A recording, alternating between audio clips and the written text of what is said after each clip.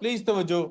सो बेटे बलाज, अब मैं सिर्फ 15-20 मिनट का लेक्चर लूंगा फिजिक्स का, then I be giving you the chemistry का sessional exam. Alright, of course chemistry का सेशन स्टार्ट करने से पहले आई गिव यू 10-20 मिनट्स जिसमें आप लोग अपने सवाल मुझसे पूछ सकते हैं केमिस्ट्री से रिलेटेड। इरहा ने ऑलरेडी मुझे 2-3 सवाल बोल के भेजे भी हुए हैं ताकि सबके भला हो जाए। उसके बाद आप ब्रेक करके सेशन स्टार्ट करेंगे तब भी कोई मसला नहीं। आपको time allotted for this sessional will be 40 minutes of course, लेकिन मैं आपको बता रहा हूं अगर आपको वो आता है तो it's hardly a 15 minute test. आता होगा, बस सोच समझ के तो हम बोल से करना है, ठीक है। How many pages will it be? मुझे अब याद नहीं, मैं प्रिंट कर चुका हूँ, अभी आएगा तो मैं देख के बताता हूँ, ठीक है।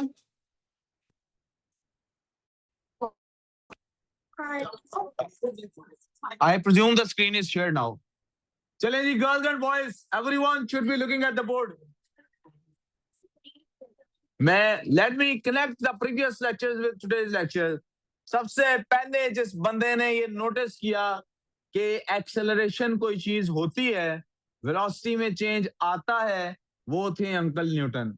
और अंकल न्यूटन ने भी नोटिस क्या किया, ये नोटिस किया सबसे पहले कि जब तक किसी को छेड़ा ना जाए वो छिड़ता नहीं है, जब तक किसी को जगाया ना जाए वो जागता नहीं है, और जब तक किसी को सुलाया ना जाए वो सोता नहीं है। या इसको फिजिक्स की टर्म में बात करें, ये तो ड्रामाई लिटरेरी टर्म्स थी, फिजिक्स की जुबान में बात करें तो ये बात थी, a thing at rest will remain at rest and a thing in uniform motion will remain at rest. Acceleration will not be produced unless compelled by unbalanced F net, that is net force. फिर उन्होंने ये कहा कि अच्छा अगर गौर किया जाए जितनी फोर्स लगती है उतना एक्सीलरेशन होता है, जितनी कम फोर्स लगेगी जितना कम एक्सीलरेशन होगा, और सेम फोर्स डिफरेंट मैसेज पे लगाएं तो भी इंपैक्ट है। सो ही रियलाइज्ड, उन्होंने एक सेकंड चीज क्रिएट की, that was force is equals to mass into acceleration, जिनका कंक्लूजन ये निकाला था उन्हें, product of acceleration and mass is force. उन्होंने देखा फोर्स इसका मतलब है मेजरेबल क्वांटिटी है, उन्होंने देखा मेजर कैसे करते हैं, उन्होंने डिफाइन किया 1 न्यूटन फोर्स है कितनी, और यहां से आगे हम गए, उन्होंने कहा अच्छा यार ये एक्सेलरेशन प्रोड्यूस क्यों होता है, हमने कहा फोर्स लगती है, तो अच्छा फोर्स के बगैर एक्सीलरेशन प्रोड्यूस क्यों नहीं होता। नेक्स्ट क्वेश्चन वाज कि पहले इसका मतलब है चीजें बैलेंस थी, वो क्यों थी, तो उन्होंने एक थर्ड लॉ निकाला, उन्होंने कहा क्योंकि हर एक्शन अनबैलेंस क्रिएट करता है, इम्बैलेंस क्रिएट करता है, और नेचर यानी यूनिवर्स उसे बैलेंस आउट करने की कोशिश करती है। Hence every action has an equal but opposite. जो वो पहला एक्शन था जिसको हम ढूंढने की कोशिश कर रहे हैं, जिसको कभी द बिग बैंग कहते हैं और कभी हम मुसलमान उसको खुदा का कुन कहते हैं, जिसे ढूंढने के लिए साइंस खपे जा रही है, वो पहला एक्शन Sir, जब wasn't it every 100% action has an जाएगा। equal and opposite reaction? जी बेटे यही मैंने बताया, यही लिखा हुआ सामने, जब वो बैलेंस आउट 100% हो जाएगा, that will be the end of the world. Coming back to the third law of motion, every action is ultimately balanced out by an equal but opposite reaction, and in the physical terms, Ratta-Mar terms, to every action, पता नहीं ये पहले भी लिखवा दी होगी, to every action force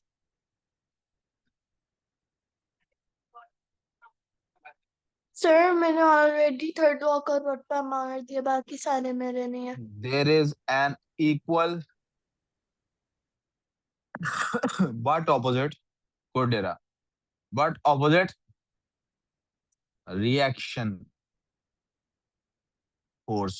यार आप लोगों ने वैसे कभी, मैंने इतनी दफा आप लोगों को नाश्ते की दावत दिया, आप लोगों ने झूठे मुंह ही नहीं कभी कहा सर आप भी हमारे साथ नाश्ता करने आना, नहीं कहा, नहीं कहा। क्योंकि हम झूठे मुंह नहीं देखो, है। हाँ ये भी सही, इरा कह रही है क्यों, इरा आगे से पता है थी, कह रही क्योंकि सर हम झूठे मुंह है ही नहीं, हम यही सचे हूँ। That was nice. लेकिन मैं इरा ये जो सामने मेरे बैठे हुए हैं ना, इन लायकों को वैसे ही शर्म दिला रहा था कि नहीं ये थोड़ी, ये तो ये कोई, ये तो वही मानूर की तरह की दावत है, आप भी आ सकते हैं, ये देखा ना, आ सकते हैं आज, ऐसे तो पुत्र मैं कुछ भी कर सकता हूँ, मुझे कौन लोग नहीं ऐसे, नो सॉरी, अब छोड़ो, लास्ट बात कहाँ रुकी थी? हमने कहा था कि जब भी कोई चीज स्टडी करनी होती है, we make everything else stop changing, we make everything else constant and we change only that thing. तो अब हम एक्शन और रिएक्शन, दो फोर्सेस आ गई हैं, सो हमें क्या करना है? We gonna start off with action. कहां से स्टार्ट करेंगे? इसका मतलब है मुझे रिएक्शन को स्टॉप कराना है, रिएक्शन को। And for that purpose, I have a new topic for you guys. And that topic in physics is called as,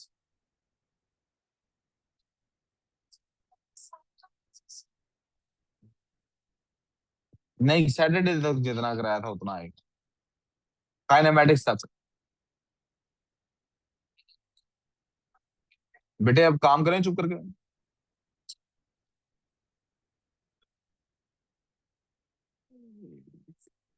free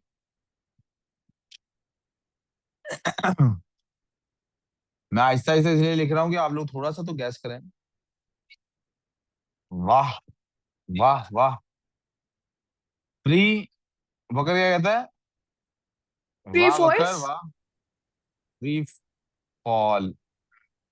Oh, free fall. Yes. Wait a free, minute, like the game? No that's free fire. I think game का नाम free, free fire नहीं है। The game is free fire. This is free fall. There's another game called Free Fall. अच्छा, I didn't know that. इरा कह रही है कि game भी है फ्री फॉल के नाम से।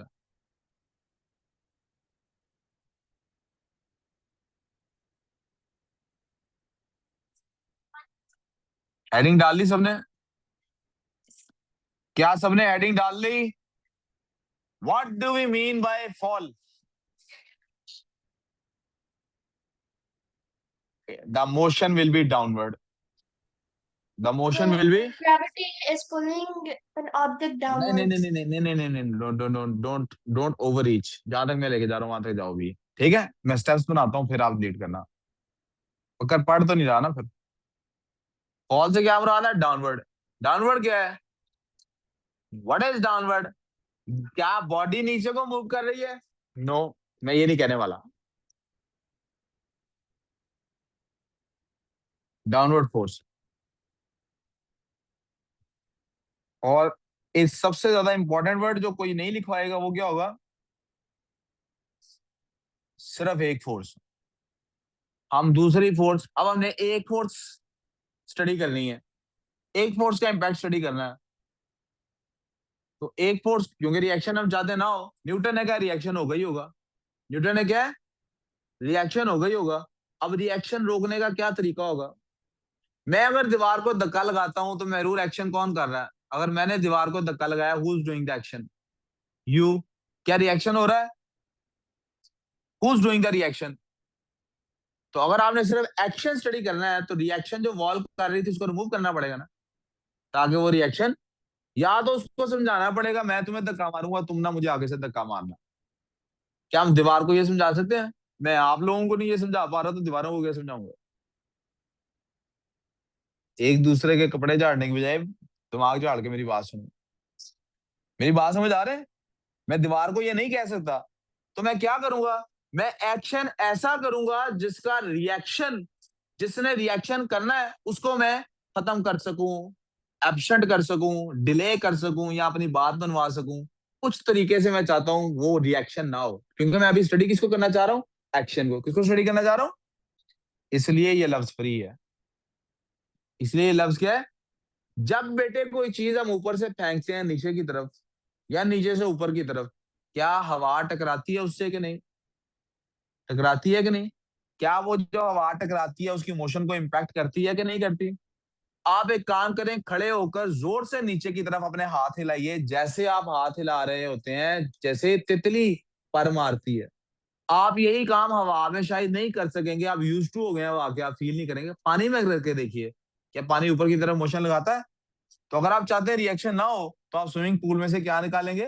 पानी। क्या निकालेंगे? तो इसका मतलब अब हमें क्या निकालनी है यहां से? हवा।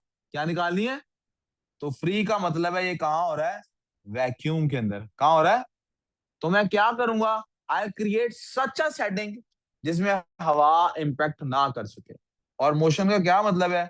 I'll make somebody move. तो आपने अब यहाँ पे एक डायग्राम बनानी है. You're gonna make this diagram. Diagram right side पे डायग्राम करते हैं राइट साइड पे, ताकि जो कुछ लिखना है वो लेफ्ट साइड पे चले. We are gonna have a hollow chamber. हम एक hollow chamber रखेंगे. Are we good बच्चों so far? हमना और हुरैन, आपको मेरी बात समझ आ रही है? लग क्यों नहीं रहा मुझे कि आपको मेरी बात समझ आ रही है? Oh my God. अब तवज्जो. Here we attach a ball. यहाँ हमने क्या कर दिया? एक बॉल को अटैच कर दिया. हमने एक छोटा सा वैक्यूम पंप लगाया. क्या किया? और वैक्यूम पंप लगाया, यहां से एयर पुल्ड आउट. यार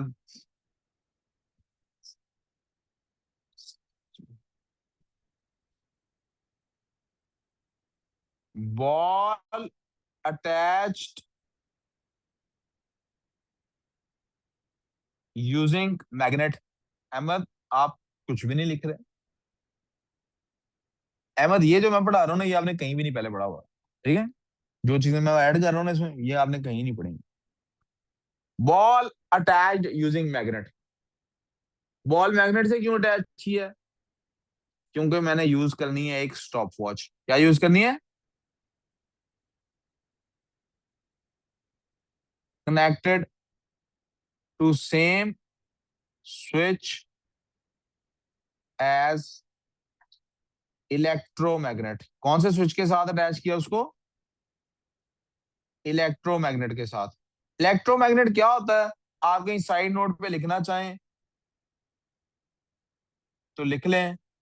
लिख ही देते हैं, आगे जाके कहीं पढ़ेंगे. इलेक्ट्रो मैग्नेट क्या होता? A device that acts like a magnet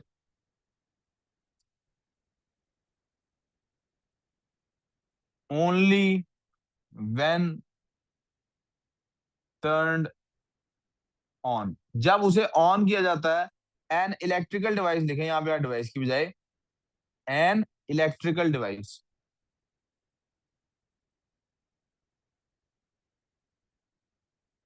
ये सिर्फ मैग्नेट के तौर पे तब काम करती है, यहां भी इलेक्ट्रो लफ्ज ले लेते हैं, जब मैग्नेट को ऑन किया जाता है. जी, ये चीजें दोनों नोट कर लें बारी बारी. पहले ये नोट कर लें, फिर वो नीचे वाला नोट कर लीजिएगा.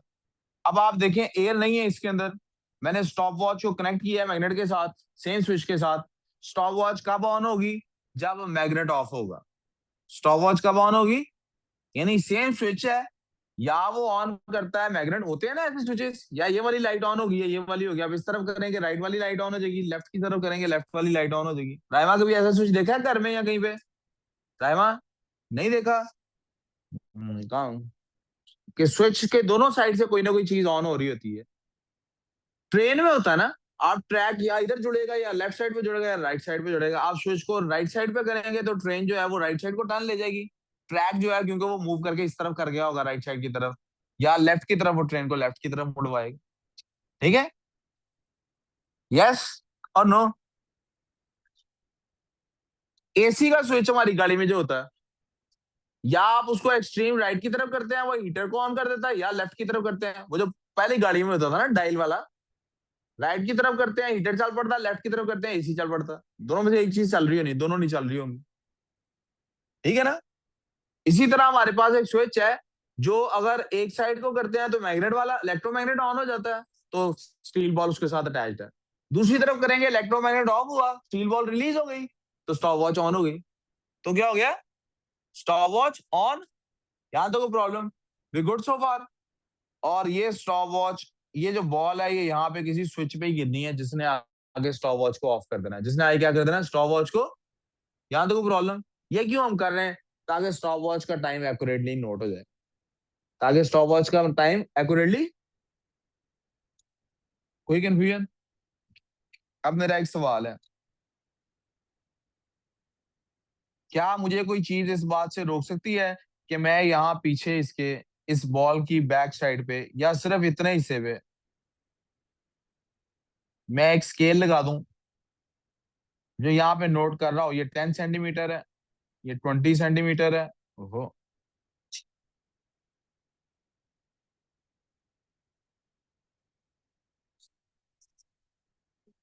ये 10 सेंटीमीटर है, ये 20 सेंटीमीटर है, ये 30 सेंटीमीटर है, 40 सेंटीमीटर है, 50 सेंटीमीटर है, 60 सेंटीमीटर है, 70 सेंटीमीटर है, 80 सेंटीमीटर है, 90 सेंटीमीटर है, 100 है, 110 है, और यहाँ पे कितना हो गया 100।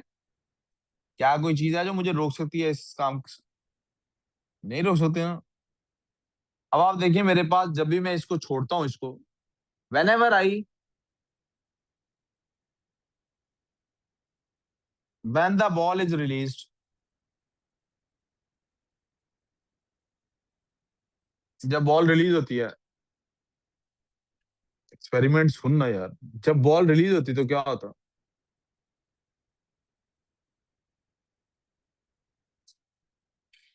It falls freely, it falls freely under the influence of one and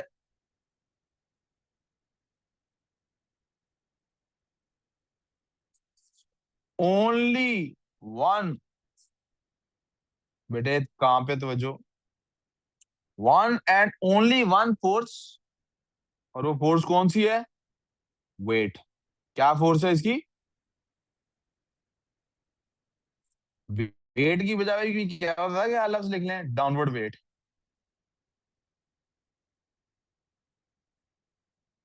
इस पे कितनी फोर्सेज एक्ट कर रही हैं? एक। कितनी फोर्सेज एक्ट कर रही हैं? यहां तक प्रॉब्लम। जब एक ही फोर्स पे इस पे इंटरेक्ट कर रही है,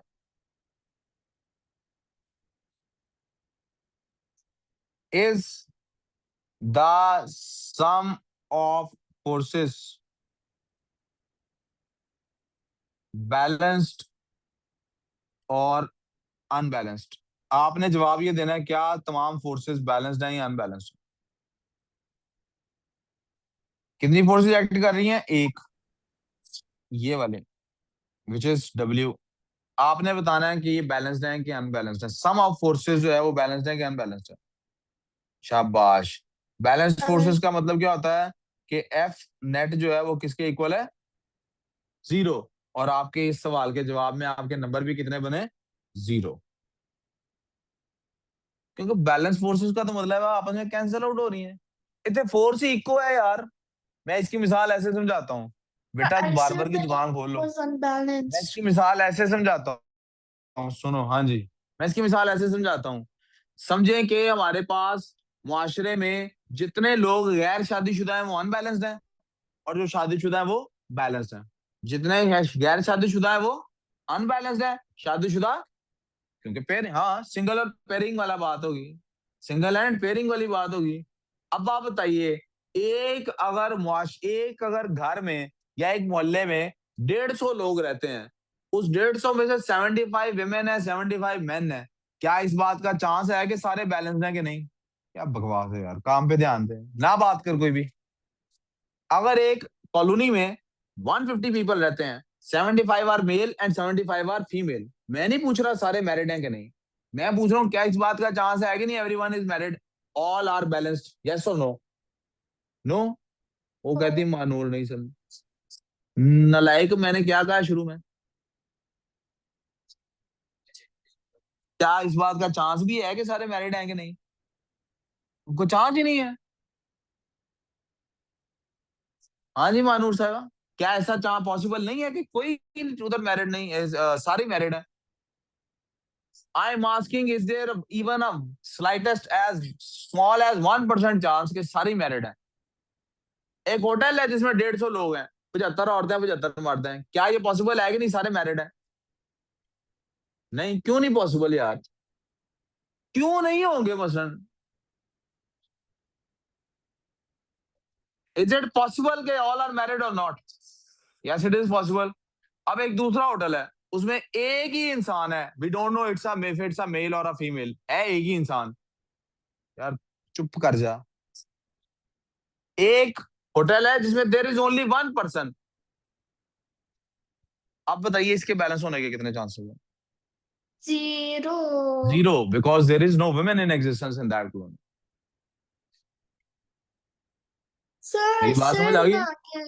तो सिंस एक ही सच बेटे, सामने किसी और ने कहा था ना बेटे, F net is equal to zero, since है ही एक फोर्स एक्ट कर रही, तो क्या ये हो सकता है कि ये बैलेंस हो?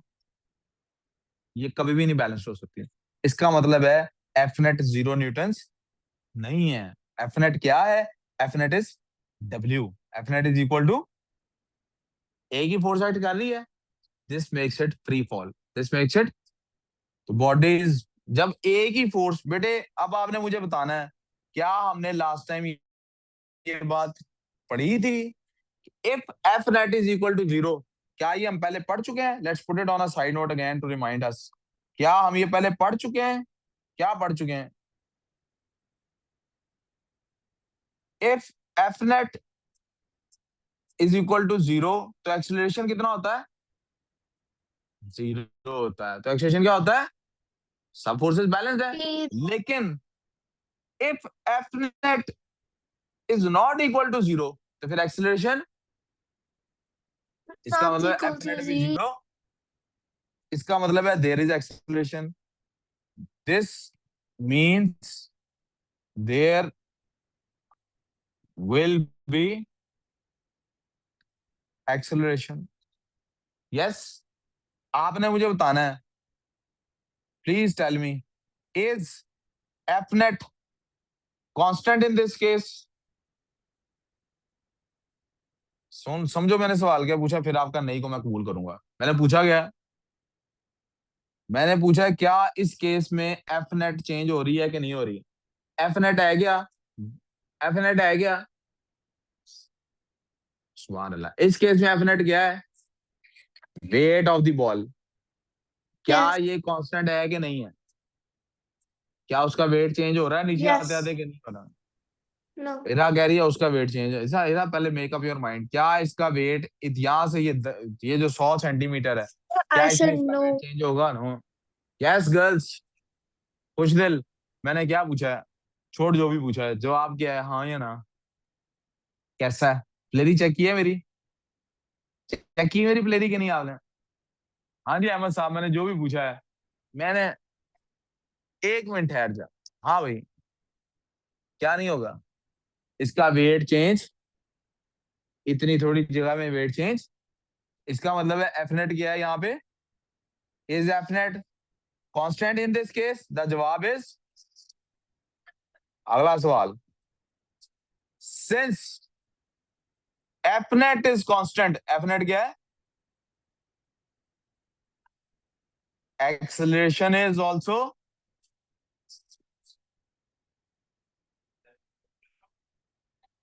यहां तो भी प्रॉब्लम। सर ये दिस मुझे प्रूव्स, समझ बेटे एफ नेट और एक्सेलरेशन का एक रिलेशनशिप हमने लास्ट क्लास में पढ़ा था कि एफ नेट जीरो हो तो एक्सेलरेशन क्या होता है? F Sir, net I zero ना wasn't हो तो in acceleration zero. last class. कोई बात नहीं, मैं आज बता रहा हूँ आपको, एफ नेट जीरो ना हो तो एक्सेलरेशन भी जीरो। जब इधर वैक्यूम क्रिएट कर दिया, तो सिर्फ एक ही फोर्स है जो इस बॉल को नीचे लेके आ रही है, और उस फोर्स का नाम क्या है? वेट। क्या इसका वेट चेंज हो रहा है? क्या इस No. बॉल का वेट चेंज हो रहा है? तो फिर इसका मतलब फोर्स भी चेंज। तो जब फोर्स नहीं चेंज है. नहीं हो रही, तो एक्सेलरेशन भी चेंज नहीं होगा, acceleration will also be constant. यहां तक problem? We good so far? Yes. This Yes. Concludes, इससे कंक्लूजन क्या निकलता है? Acceleration due to gravity is constant. Acceleration due to gravity क्या होती है? क्या उस बॉडी के मैस से इस पे कोई इंपैक्ट आएगा?